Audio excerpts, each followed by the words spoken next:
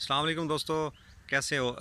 मैं मोमिन mango farm, मेरे फार्म का नाम है। इसी नाम से मैं फ़ेसबुक पे भी हूँ और यूट्यूब पे भी हूँ। जो भी एक्टिविटी करवा रहा होता हूँ अपने फार्म पे, वो सिर्फ़ जो मेरे साथ मुख्तलिफ़ रिसर्चर्स हैं, मैंगो रिसर्च इंस्टीट्यूट्स हैं, मुख्तलिफ़ एक्सपर्ट्स लोग हैं, तो वो जो बेस्ट प्रैक्टिस होती है, जो रिकमेंडेड होती है, उसको मैं वो एक्टिविटी मैं करता हूँ अपने फार्म पे। चाहे वो कोई बीमारी है, कोई उसका ट्रीटमेंट है, या कोई नए प्लांट्स हैं, तो वो एक बेस्ट प्रैक्टिस जो अपनाता हूँ उसकी फिर वीडियो भी बना देता हूँ, ताकि आप लोगों को भी उसकी थोड़ी सी अवेयरनेस हो, और एक सही गाइडलाइन आप लोगों तक भी पहुँचा सकूँ। अच्छा, आज की वीडियो जो है वो सडन डेथ के बारे में है। 5-7 साल पहले जब इतनी तवज्जो नहीं थी फार्म पे, तो अक्सर पौधे, बल्कि इस मौसम में जब डारमेंसी ख़त्म होती है पौधों की और वो एक नई शगुफ़े और कॉम्पलन की तरफ आ रहे होते हैं, तो उन दिनों में काफ़ी ज़्यादा पौधे जो है वो अचानक ही सूख जाते थे।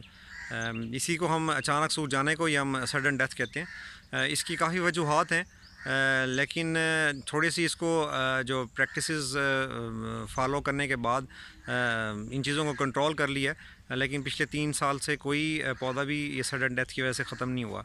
लेकिन इस साल एक पौधा जो है अचानक ही वो उसका एक साइड सूख गई, तो फिर मैंने कुछ एक्सपर्ट से उससे मशवरा करके उसका ट्रीटमेंट किया, और उसके बाद अब काफ़ी बेहतर है, और उसकी बीमारी आगे भी नहीं बढ़ रही, कंट्रोल भी हो गई है।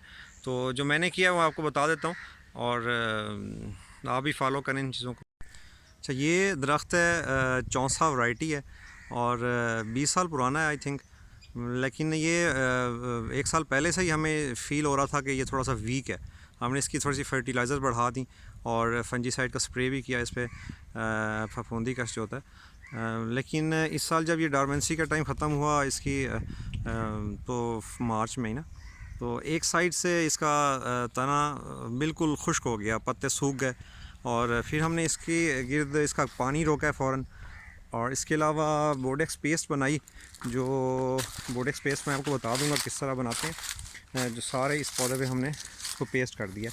जो डैमेज हिस्सा था उसको यहाँ से कटवाया और यहाँ भी पेस्ट लगा दिए। इसके अलावा हमने इसको इसके जो तना है इस पर हमने इस मुख्तलिफ सुराख किए हैं, एक मुख्तलिफ जो ना थोड़ा इंक्लाइंड इसको चारों तरफ से। इसमें हमने फंजीसाइड जो है वो इंजेक्ट किया है, और चारों साइडों से। इसके अलावा जो ये डैमेज हिस्सा था वो हमने यहाँ से इसको रिमूव कर दिया, काफ़ी ज़्यादा था इस साइड से। और उसके बाद तकरीबन अब ये तकरीबन 25-30 दिन हो गए हैं, बीमारी जो है थोड़ी सी कंट्रोल फ़ील हो रही है। और लेकिन इसका मैं आपको फ़ाइनल रिज़ल्ट 3-4 माह बाद बताऊंगा, जब इस पे इसकी हेल्थ थोड़ी बेहतर हो जाएगी। और इसके अलावा मैं मशवरा यही दूंगा कि आपके पास ये पेस्ट, जिसको हम नीला थोथा और जो चूना होता है, उसको हम मिक्स करके उसका पेस्ट बनाते हैं। ये चीज़ें आपके पास फार्म में हर टाइम अवेलेबल होनी चाहिए, और स्पेशली ये फंजीसाइड भी जो आपके पास अवेलेबल होना चाहिए। जो ही आप इन दिनों में स्पेशली अपने पौधों पे नज़र रखें, जो ही ये आपको इनिशियली स्टेज पे असल में कंट्रोल करना बहुत आसान होता है, और बाद में फिर उसको थोड़ा मुश्किल हो जाता है।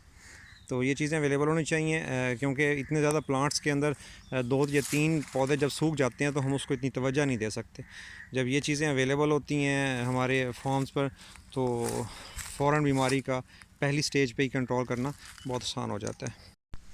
आज की वीडियो यही थी सडन डेथ के बारे में। इसकी और भी बहुत वजूहत हैं, सबको हम थोड़ा एक्सप्लोर करेंगे। अपने फार्म मैनेजमेंट के लिए मैंगो फार्म, मोमिन मैंगो फार्म के साथ रहें। बहुत शुक्रिया।